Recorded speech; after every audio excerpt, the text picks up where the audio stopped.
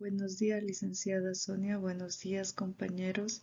En esta ocasión les expondré el tema de urgencias y emergencias hipertensivas. Epidemiología. A nivel mundial, la hipertensión arterial es un trastorno grave que incrementa de manera significativa el riesgo de sufrir cardiopatías, encefalopatías, nefropatías y otras enfermedades. Se estima que en el mundo hay 1.280 millones de adultos de 30 a 79 años con hipertensión y que la mayoría de ellos viven en los países de ingresos bajos y medianos. El 46% de los adultos hipertensos desconocen que padecen de esta enfermedad. A nivel nacional, en el Perú existen 5.5 millones de personas mayores de 15 años que sufren de hipertensión. La hipertensión se diagnostica y trata menos de la mitad de los adultos que la presentan y solo 1 de cada 5 adultos hipertensos, el 21%, tiene controlada la enfermedad. La hipertensión es una de las causas principales de muerte prematura en el mundo. Una de las metas mundiales para las enfermedades no transmisibles es reducir la prevalencia de la hipertensión en un 25% para el 2025.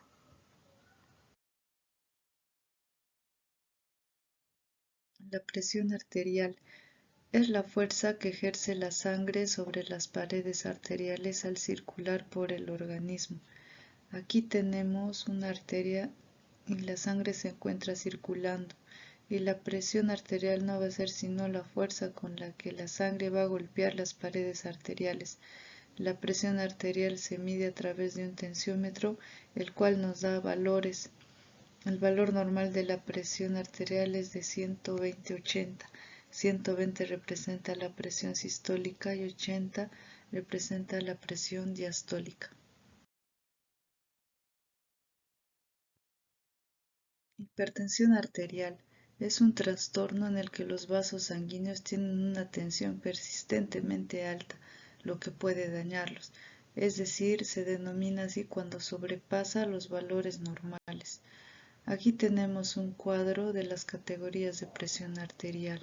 El valor normal es de 120/80, ya se considera elevada en el rango de 120/129 la presión sistólica y menos de 80 la presión diastólica. Presión arterial alta nivel 1 de 130/139 la presión sistólica o de 80/89 la presión diastólica. Se considera presión arterial alta nivel 2 cuando va de los valores de 140 o más alta la presión sistólica o de 90 más alta la presión diastólica. Se considera una crisis hipertensiva cuando la presión sistólica es más de 180 y o la diastólica es más de 120.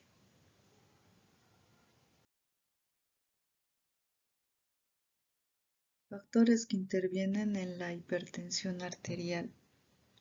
Son dos principalmente, que son el gasto cardíaco y la resistencia periférica.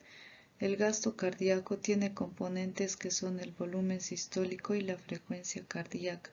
El volumen sistólico es la fuerza con la que sale la sangre del corazón a partir de la arteria aorta hacia todo el organismo para repartirse por todos los tejidos. Es esa fuerza de bombeo y está determinado a partir del equilibrio de sodio del organismo.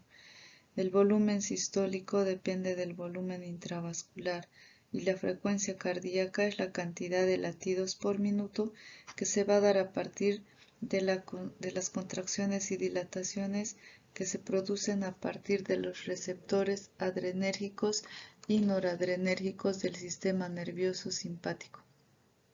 La frecuencia cardíaca está controlada por el sistema nervioso autónomo.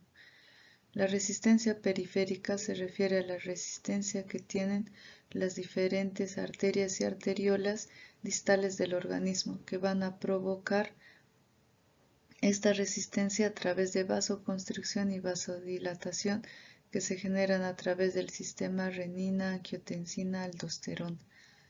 Los que se encargan de regular la presión arterial son el volumen intravascular, el sistema nervioso autónomo y el sistema renina-angiotensina-aldosterona.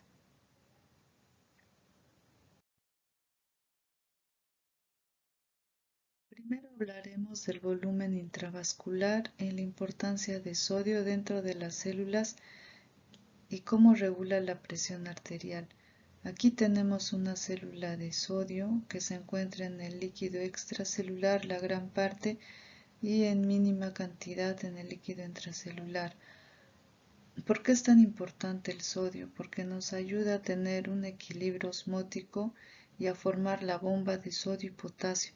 Por ende, nos ayuda a la vasoconstricción y la vasodilatación y a la contracción muscular, y en la presión arterial la función principal es regular el volumen sistólico. Entonces, el sodio regula el volumen sistólico. ¿Y cómo vemos esto? Por ejemplo, la sal es el principal componente de sodio. Si lo consumo de manera aumentada, llega un momento en que la cantidad de sodio en el organismo es incapaz de eliminarse. El sodio que está de sobra entonces se acumulan en el líquido extracelular, y el sodio posteriormente va a pasar en gran parte al líquido intracelular, lo que va a provocar es que aumente el volumen intracelular, y si aumenta el volumen intracelular también va a aumentar el volumen sistólico.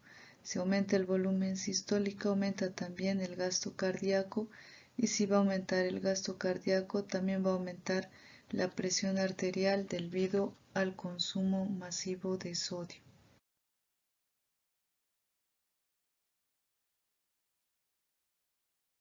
Otro factor que regula la presión arterial también es el sistema nervioso autónomo. Primero se divide en sistema nervioso simpático y parasimpático. Es importante porque tienen receptores alfa-adrenérgicos y beta-adrenérgicos, que se dividen a su vez en alfa-1, alfa-2 y beta-1, beta-2 y beta-3. Son importantes porque reciben a las diversas hormonas liberadas por el sistema nervioso autónomo, que son adrenalina y la noradrenalina, la dopamina, que son las más conocidas entre otras. Cada una de estas hormonas tiene diferente función, y la que nos va a interesar para la regulación de la presión arterial es la noradrenalina, porque se encarga de producir la contracción del músculo liso, y si hay un aumento de noradrenalina, hay un aumento de la concentración muscular, por ende, un aumento de la presión arterial. Si la noradrenalina está en valores normales, no hay ningún problema, pero cuando aumenta, se va a presentar el problema. Por ejemplo, cuando la persona está en constante estrés, lo que va a provocar la liberación de la noradrenalina, y si hay más noradrenalina provoca una taquicardia y por ende se eleva la presión arterial.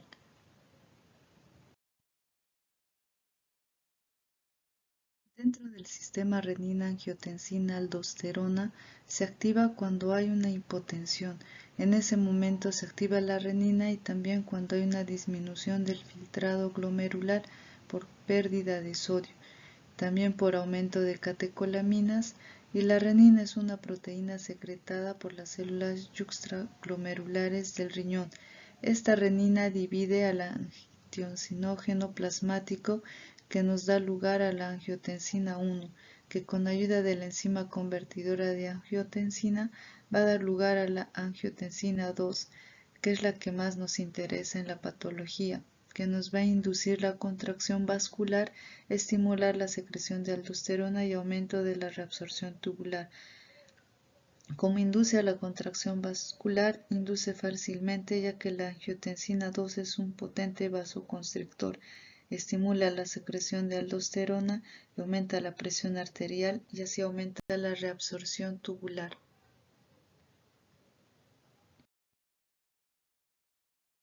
Mecanismos vasculares son cambios que pueden sufrir las arterias. Por ejemplo, aquí tenemos una arteria que le hacemos un corte longitudinal. Aquí está la luz por donde pasa la sangre. ¿Qué pasa cuando una persona sufre de hipertensión arterial? Esas arterias causan bastante vasoconstricción que hace que aumente el grosor y tamaño de las paredes de las arterias, donde va a haber una disminución del diámetro y un aumento de la resistencia dentro de la misma, que nos va a dar como resultado una remodelación a partir de una hipertrofia o hiperplasia, un aumento en el número de vasos sanguíneos o un aumento del tamaño de las células, y nos va a dar como resultado una arteria con paredes bastante engrosadas que van a tener dentro de la sangre, que va a ser incapaz de circular de manera adecuada y va a producir una hipertensión arterial.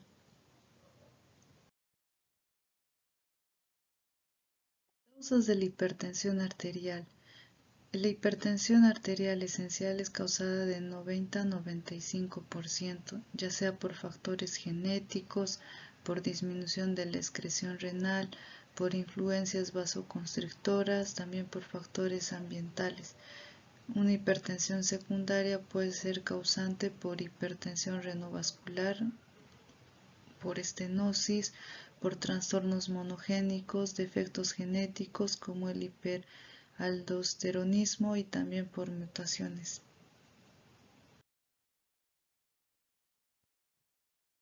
Determinación de la presión arterial. Debe realizarse en sedestación o en decúbito supino si es posible y en ambos brazos, tras un periodo de reposo durante 5 minutos antes de la medición, realizando 3 mediciones separadas de 1 a 2 minutos. Si se sospecha de disección aórtica, tomar también la presión arterial en los miembros inferiores. Una diferencia constante y significativa de mayor a 15 milímetros de mercurio de la presión arterial entre ambos brazos se asocia con un incremento del riesgo cardiovascular, probablemente debido a vasculopatía ateromatosa. En la imagen podemos ver la toma de la presión arterial adecuada. ¿No? Primero, la persona no debe conversar, ya que esto puede agregar en 10 milímetros de mercurio la presión arterial. Debe apoyar el brazo a la altura del corazón. De no apoyar el brazo puede agregar hasta 10 milímetros de mercurio en el valor de la presión arterial. Se debe colocar el manguito en el brazo sin ropa, ya que si utiliza ropa gruesa puede agregar hasta de 5 a 50 miligramos de mercurio. Utilizar el tamaño de manguito adecuado. Se debe apoyar los pies, no cruzar las piernas, tener la vejiga vacía y apoyar la espalda.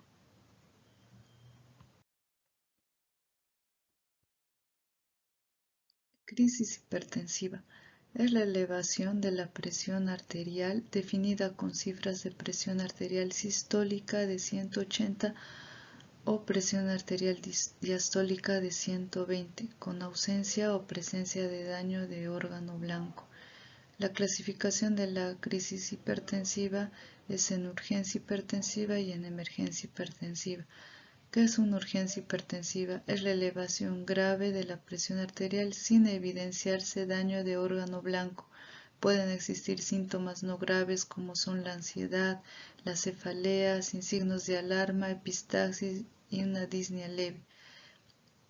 ¿Qué es una emergencia hipertensiva? Es la elevación grave de la presión arterial con evidencia de daño de órgano blanco, como puede ser el cerebro, el corazón, el riñón, la retina, los grandes brazos y el útero.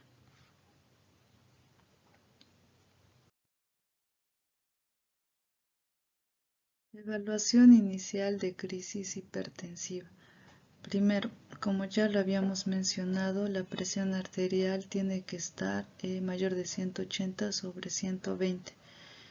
Tenemos que verificar primero tras 5 minutos de reposo en la presión arterial, y también es opcional si se puede realizar unas pruebas complementarias como el EKG, la radiografía de tórax o análisis de sangre y orina.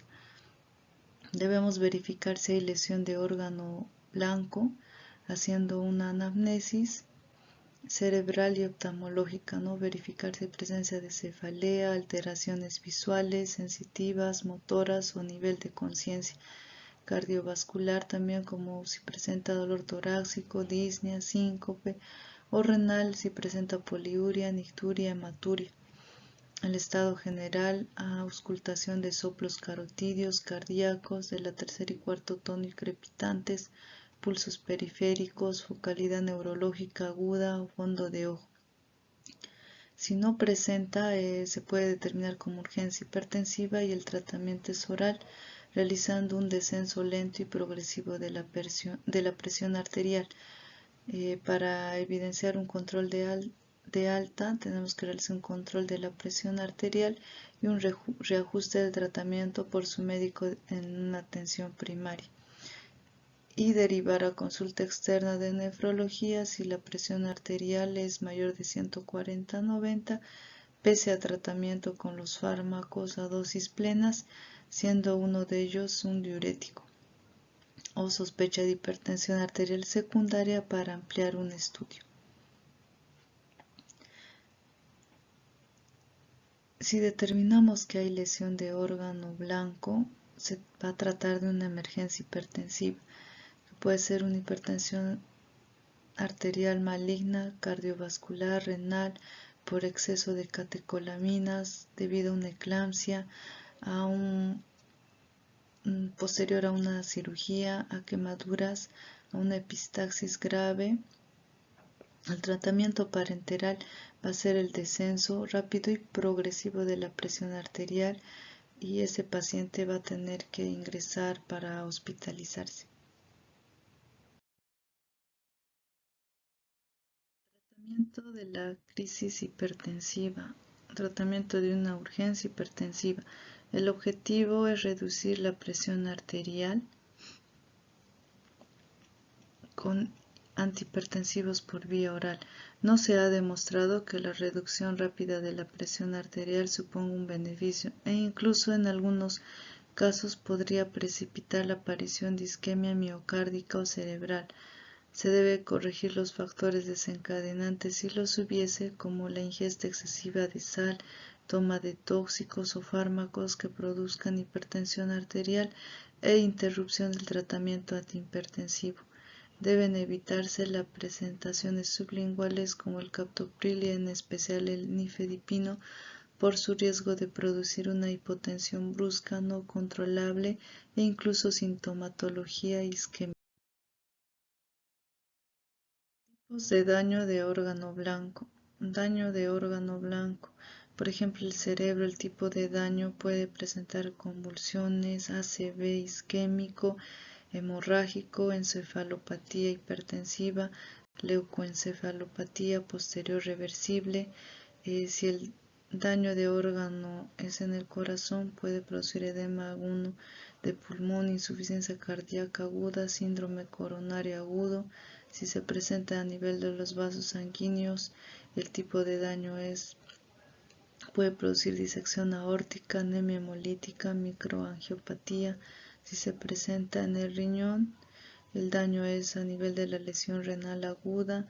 Si el daño de órgano blanco es en la retina, puede producir papiledema, edema de retina, hemorragia de retina, y si es en el útero, eclampsia.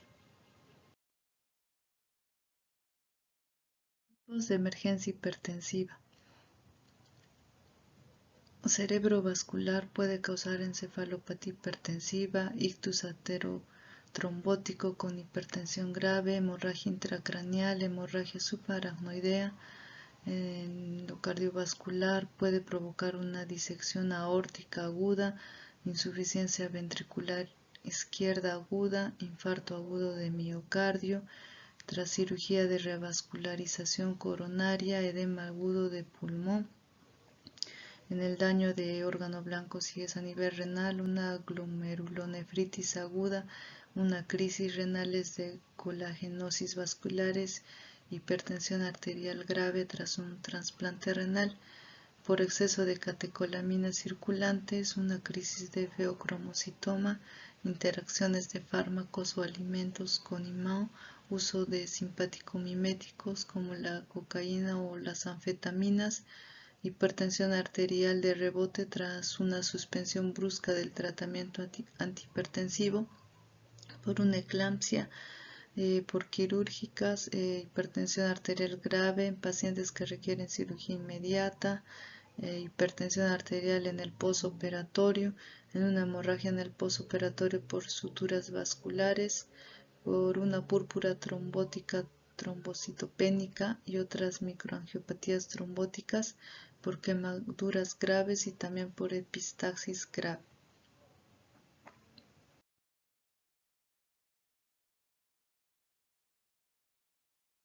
Historia clínica debe incluir un diagnóstico previo de la hipertensión arterial, el tiempo de evolución, el grado de control de la presión arterial y lesión previa de órgano diana, el tratamiento médico actual, si recibe antihipertensivos, anticonceptivos orales, gluco o mineralocorticoides, AINES, eritropoyetina, vasoconstrictores nasales, etc., o modificaciones en el mismo y cumplimiento terapéutico.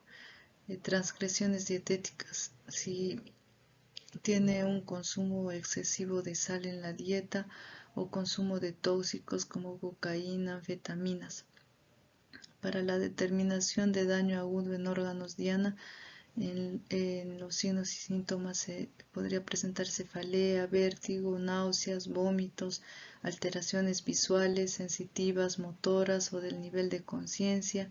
En cuanto a lo cardiovascular, dolor torácico, disnea, edemas periféricos, síncope, palpitaciones. En lo renal, poliuria, nicturia, hematuria. Pruebas complementarias. En pacientes que presentan una emergencia hipertensiva o una urgencia hipertensiva, en pacientes que no hayan tenido hipertensión arterial previa, será necesario realizar un examen de sangre, un examen de orina, una radiografía, una tomografía o un EKG.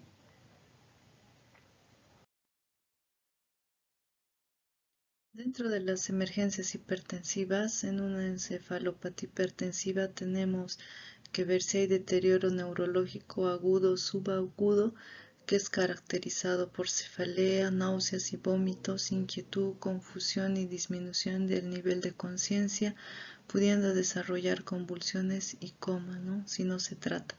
El objetivo es el descenso de la presión arterial media en un 20% o la presión arterial diastólica de 100 a 110 miligramos de mercurio en la primera hora. Posterior a esta reducción de la presión arterial hasta un rango normal en 48 a 72 horas. Se van a utilizar vasodilatadores o el labetalol. Emergencias hipertensivas en un accidente cerebrovascular. La hipertensión arterial es el mayor factor de riesgo para su desarrollo, con focalidad neurológica. Suele aparecer elevación de la presión arterial en un paciente que está desarrollando un ictus. Se altera la autorregulación del flujo cerebral alrededor del área lesionada con vasoespasmo, por lo que la presión arterial es necesaria para mantener el flujo y disminuciones de la misma, que pueden empeorar el pronóstico por producir mayor isquemia.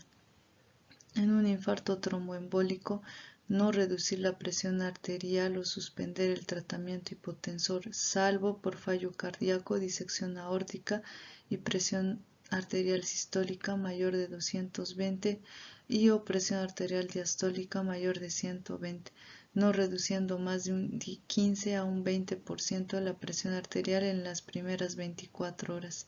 Si se realiza trombólisis, debe instaurarse el tratamiento hipotensor previo para la presión arterial, que debe ser menor de 185/110, manteniéndolo en esas cifras durante las primeras 24 horas. Se recomienda el labetalol o nicardipino si la presión arterial sistólica y la presión arterial diastólica son superiores a 220/120 respectivamente, y nitroprusiato si la presión arterial diastólica es superior a 140 miligramos de mercurio. En una hemorragia intracraneal y subaracnoidea, el aumento de la presión arterial puede aumentar el sangrado y una reducción excesiva puede producir isquemia. El tratamiento debe realizarse solo si la presión arterial sistólica es mayor a 180 miligramos de mercurio, manteniendo la presión arterial sistólica entre 140 y 180 de primera línea, utilizar el abetalol o nicardipino en perfusión intravenosa y de segunda línea el nitroprusiato, aunque este puede incrementar la presión intracraneal. En la hemorragia subaracnoidea, en ausencia de monitorización de la presión intracraneal, no se debe administrar tratamiento hipotensor, salvo que haya hipertensión arterial grave. Para ello, el tratamiento de elección será el abetalol, debiendo evitar vasodilatadores porque pueden aumentar la presión intracraneal. Emergencia hipertensiva en una insuficiencia cardíaca congestiva. La hipertensión arterial en pacientes con fallo ventricular izquierdo debido a una disfunción sistólica debe ser tratada con nitratos y diuréticos de Lassa, con el objetivo de normalizar la presión arterial en los primeros 15 a 30 minutos. Si estos no son efectivos, se puede emplear nicardipino, urapidilo e incluso nitroprusiato. En una cardiopatía isquémica, el objetivo es una reducción gradual hasta conseguir la presión arterial diastólica en torno a unos 100 milímetros de mercurio. Para no disminuir el flujo coronario, se recomienda el uso de nitroglicerina o labetalol. En una disección aórtica aguda, puede manifestarse por dolor lancinante o bien mediante focalidad neurológica o isquémica arterial aguda en miembros inferiores. El objetivo va a ser conseguir rápidamente una presión arterial sistólica de 100 a 120 miligramos de mercurio, así como disminución de la frecuencia cardíaca. El tratamiento de elección son los betabloqueantes intravenosos como el abetalol y el esmolol, junto a vasodilatadores como el nicardipino o nitroprusiato. No emplear nitroprusiato sin haber administrado previamente los betabloqueantes. Emergencia hipertensiva con daño de órgano blanco que sea el riñón. Eh, una hipertensión arterial acelerada maligna, la hipertensión arterial grave que se acompaña de retinopatía con grado 3 que puede presentar exudados, hemorragias, o grado 4 con edema de papila de Keith-Wagner y deterioro de la función renal. El objetivo es la presión arterial diastólica de 100 a 105 miligramos de mercurio tras 2 a 6 horas, no superando una disminución mayor del 25% de la presión arterial. En caso de afectación renal en el seno de la hipertensión arterial maligna, puede presentar un deterioro de la función renal como es hematuria y proteinuria. Es esencial el bloqueo energético, el sistema renina, angiotensina, aldosterona, lo que a mediano o largo plazo consigue mejorar el pronóstico. Preeclampsia es la hipertensión arterial grave en el embarazo. Si se acompaña de convulsiones, la vamos a denominar eclampsia. Se recomienda el uso del abetalol intravenoso seguido por nitroglicerina intravenoso para controlar la presión arterial. Los inhibidores del eje renina-angiotensina-aldosterona están contraindicados en el embarazo. La alfa-metildopa es útil como tratamiento ambulatorio de la presión arterial. Las emergencias hipertensivas también pueden producirse por un exceso de catecolaminas circulantes. Estas situaciones incluyen alveocromocitoma por hipertensión arterial, cefalea, sudoración, palpitación o uso de drogas simpático-miméticas como el fetilpropanolamina, la cocaína o las anfetaminas. La hipertensión arterial se trata con alfa bloqueantes, pudiendo administrarse beta bloqueantes una vez se haya conseguido el alfa bloqueo. Tratamiento de la crisis hipertensiva. El paciente debe mantenerse en reposo y silencio con vigilancia constante de las cifras tensionales, en caso de riesgo vital mediante una vía intraarterial. Presentación clínica. En caso de una hipertensión arterial maligna con o sin insuficiencia renal aguda, los plazos objetivos de reducción de la presión arterial es reducir la presión arterial media en un 20 a 25%. El tratamiento de primera línea va a ser el abetalol y el nicardipino. El tratamiento alternativo será el nitroprusiato y el urapidil. En caso de una encefalopatía hipertensiva, es la reducción inmediata de la presión arterial media, también en un 20 a un 25%, y el tratamiento de primera línea va a ser el abetalol y el nicardipino, y en tratamiento alternativo el nitroprusiato. En un evento coronario agudo, la reducción inmediata de la presión arterial sistólica es menor de 140 milímetros de mercurio, y el tratamiento de primera línea va a ser la nitroglicerina y el abetalol. El tratamiento alternativo será el urapidil. En caso de una enfermedad arterial periférica cardiogénico, la reducción inmediata de la presión arterial es de menos 140 miligramos de mercurio. El tratamiento inicial es la nitroglicerina o el nitroprusiato con un diurético de Lassa. El tratamiento alternativo será el urapidil con diurético de Lassa. En caso de una disección aórtica, la reducción inmediata de presión arterial sistólica es menos de 120 miligramos de mercurio y la frecuencia cardíaca a menos de 60 latidos por minuto. El tratamiento de primera línea es el esmolol y nitroglicerina o nicardipino o también nitroprusiato. El tratamiento alternativo es el abetalol o el metoprolol. En caso de una eclampsia, preeclampsia o síndrome de HELP, la reducción inmediata de la presión arterial sistólica es a menos 160 miligramos de mercurio y una presión arterial diastólica menos de 105 miligramos de mercurio. El tratamiento de primera línea va a ser el abetalol o el nicardipino y el sulfato de magnesio, y el tratamiento alternativo se va a considerar el parto. Retirada del tratamiento hipotensor en caso de tratamiento con fármacos bloqueantes adrenérgicos de corta acción como la clonidina y el propanolol pueden producir hipertensión arterial grave e isquemia coronaria por aumento de los receptores. Para el control de la presión arterial se readministrará el fármaco o, si es necesario, se utilizarán el abetalol o el nitroprusiato. Fármacos parenterales para una emergencia hipertensiva. Tenemos los vasodilatadores, como el nitroprusiato de sodio. Su mecanismo de acción es vasodilatación arteriolar y venosa.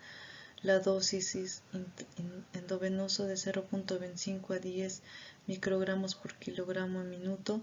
El inicio es inmediato, la duración es de 1 a 2 minutos y las indicaciones de elección en emergencia hipertensiva con riesgo vital por ser el más efectivo, aunque por su toxicidad no es de elección en todas las emergencias hipertensivas.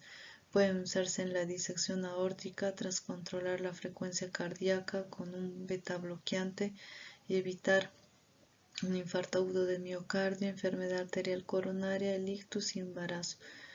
Efectos adversos. Causa náuseas, vómitos, fasciculaciones musculares, deterioro del estado mental y acidosis láctica por su metabolismo a cianuro. El efecto dependiente de dosis y tiempo de administración.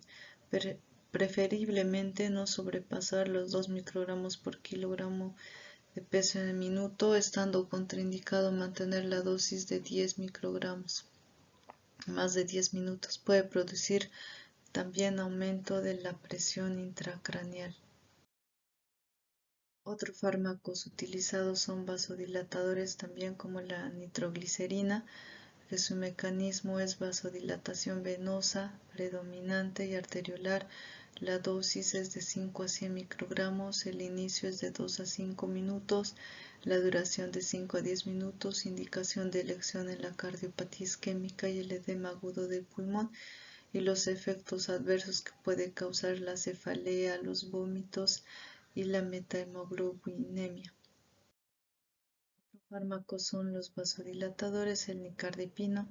El mecanismo es la vasodilatación arteriolar, la dosis endovenosa de 5 a 15 miligramos por hora, el inicio de 5 a 10 minutos, la duración de 1 a 4 horas y la indicación la mayor parte de las emergencias hipertensivas, incluida la disección de aorta y la hipertensión arterial en el embarazo, evitar en una insuficiencia cardíaca aguda y tener precaución en la isquemia coronaria. Los efectos adversos son cefalea, náuseas, enrojecimiento, taquicardia. Otro de los fármacos es la fentolamina. El mecanismo de acción es bloqueo del alfa-adrenérgico.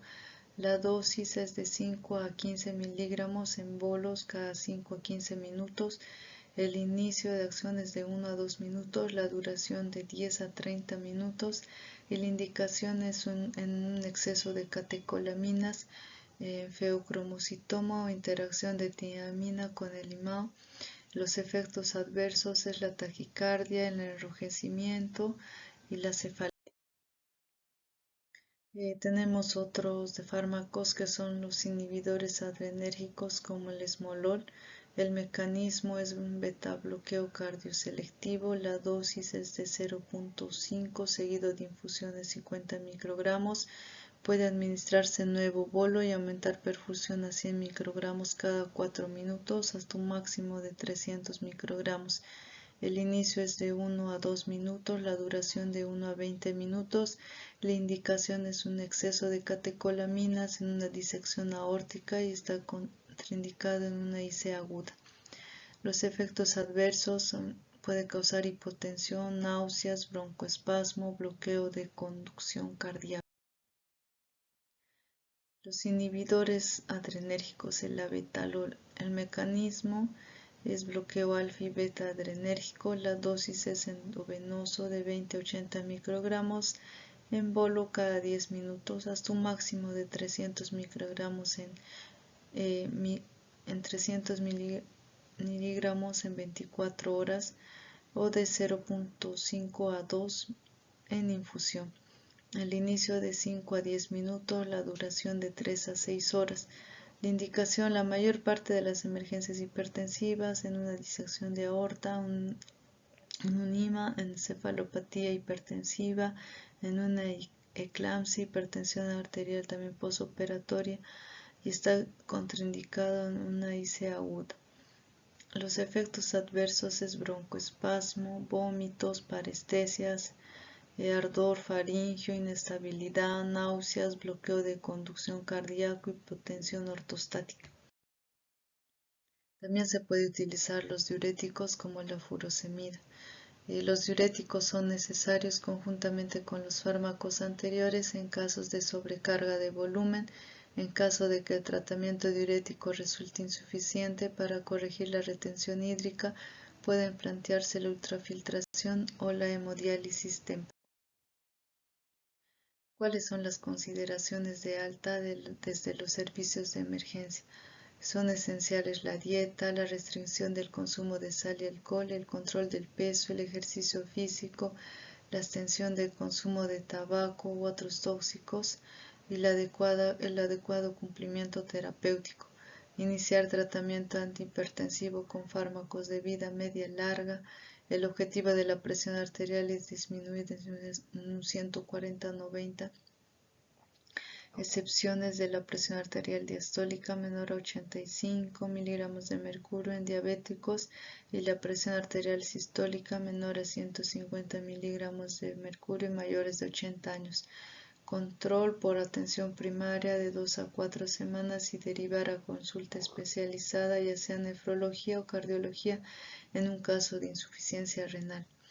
Repercusiones sistémicas importantes, la retinopatía, miocardiopatía o cardiopatía o sospechas de hipertensión arterial secundaria y embarazo. Cuidados de enfermería en la hipertensión están encaminadas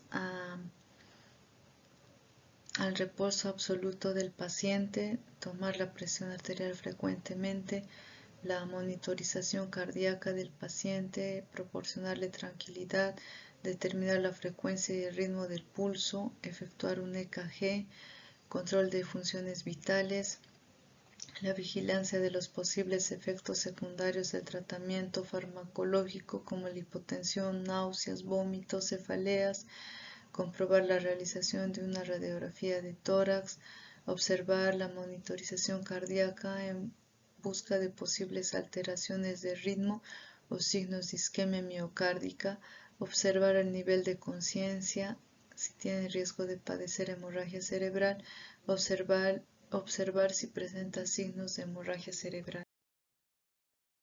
Ah, También en cuanto a la educación sanitaria, el paciente debe abandonar el consumo de tabaco, reducir de peso si este presenta obesidad, tener una moderación en el consumo de alcohol, reducción de la ingesta de sal, eh, presentar un aumento del nivel de actividad física, evitando esfuerzos excesivos, aconsejar que el paciente evite situaciones que supongan una carga emocional, estrés, explicar la razón del tratamiento y sus efectos esperados. Las medidas dietéticas comprenden no solo la restricción calórica, sino asegurar una alimentación sana y equilibrada, el consumo de frutas y verduras, pescado, calcio, magnesio, potasio, así como la reducción del consumo de grasas, se ha visto asociado con disminución de las cifras. A continuación tenemos un artículo científico que titula Morbilidad y mortalidad en adultos mayores relacionado con las crisis hipertensivas. El objetivo es describir la morbilidad y mortalidad asociada a las crisis hipertensivas en el paciente adulto mayor. Entre los resultados, acá tenemos una tablita de distribución de adultos mayores con crisis hipertensivas según edad y sexo. Podemos ver, ¿no? Según la edad, entre los 60 a 70 años, los que presentaron una hipertensión arterial, podemos ver que son los de sexo femenino de 500 a comparación los de sexo masculino que son de 303, ¿no? Entre la edad de 71 a 80 años, en el sexo femenino, los que presentan una crisis hipertensiva son 401 en el género femenino y 203 en el género masculino. Y los adultos mayores de 81 años entre el sexo femenino son 20 y del sexo masculino son 12, ¿no? En total de 1.466 pacientes presentaron crisis hipertensiva con predominio de grupo de 60 a 70 años y se presenta mayormente en las mujeres. En esta tabla 2 tenemos la distribución de los pacientes según la clasificación de crisis hipertensiva. Podemos observar que los que presentaron una urgencia hipertensiva en el sexo femenino fueron de 780 a comparación del sexo masculino de 501. Los que presentaron una emergencia hipertensiva en mujeres fue de 141 y en varones solo 44, ¿no? Podemos ver la comparación que mayormente presentan una urgencia hipertensiva a una emergencia hipertensiva. Y en esta siguiente tabla, en la tabla 3, tenemos la distribución de los pacientes según factores de riesgo y patologías asociadas, ¿no? Podemos ver según los factores de riesgo, la hipertensión arterial, los pacientes que tienen hábito de fumar, en las mujeres de 174 a comparación de los varones, ¿no? Que presentan 460. En caso de la obesidad, en mujeres una cantidad de 301 a comparación de los varones de 163. Y así podemos ver también la cardiopatía isquémica, en la diabetes mellitus, en un ictus, en reacciones situacionales familiares por ingestión de bebida alcohólica. En total, los factores de riesgo y enfermedades asociadas más frecuentes fueron el hábito de fumar y la obesidad. En la tabla 4 podemos ver la distribución de los pacientes según complicaciones más frecuentes. Predominaron las pacientes que no sufrieron complicaciones con un 87.38% de 1.281 pacientes que egresaron satisfactoriamente, mientras 180 se remitieron a los servicios hospitalarios en una atención secundaria, de los cuales 5 pacientes fallecieron por una emergencia hipertensiva. Conclusiones. La hipertensión arterial es una patología que afecta a un gran número de individuos alrededor del mundo, por lo que sus complicaciones crónicas y agudas representan una demanda constante y frecuente en los niveles de atención primaria y servicios de emergencia. Ante un paciente que acude por un episodio de presión arterial elevada, se le debe atender de inmediato con una evaluación realizando una adecuada valoración. Es de vital importancia la capacitación y total dominio de este tema por el personal de salud, ya que serán los que están más expuestos a este motivo de consulta. Gracias.